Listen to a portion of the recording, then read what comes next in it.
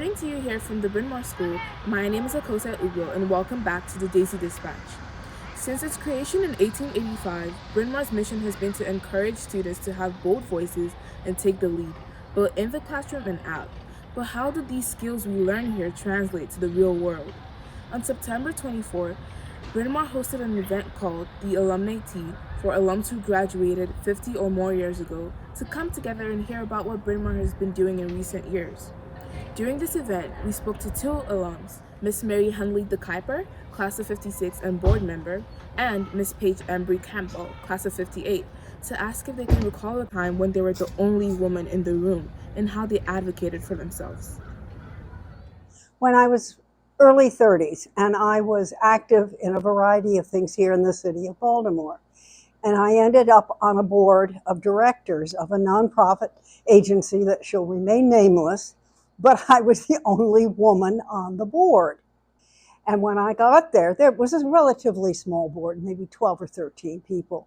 I was never welcomed, I was never introduced. And they started talking about finances, and they looked right past me.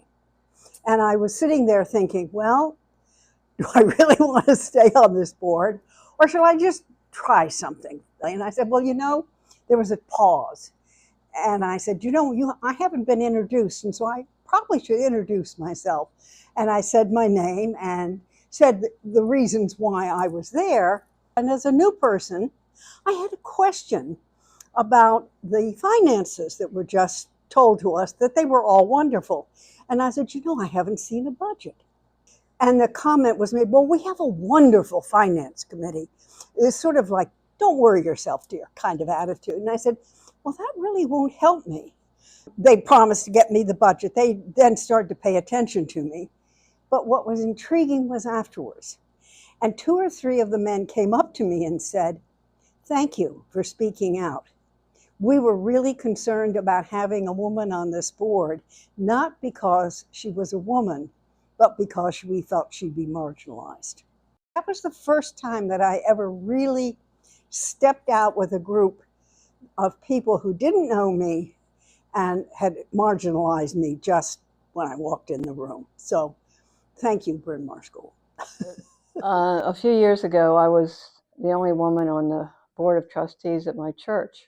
We had a physical problem at the church that needed attending to, a big problem with one of the towers. And there was a contractor on the board who was supposed to arrange to have that done. Month after month, we would meet, and I would say, well, how's that coming? And nothing would happen. And I'm like, why not? And the head of the board would sort of defend the other male and say, well, he'll get to it. He'll get to it when he gets to it. Sometimes got heated because they didn't want to hear me speaking up about us shirking our duty to take care of the church. So I finally had to tell the minister of the church about the issue.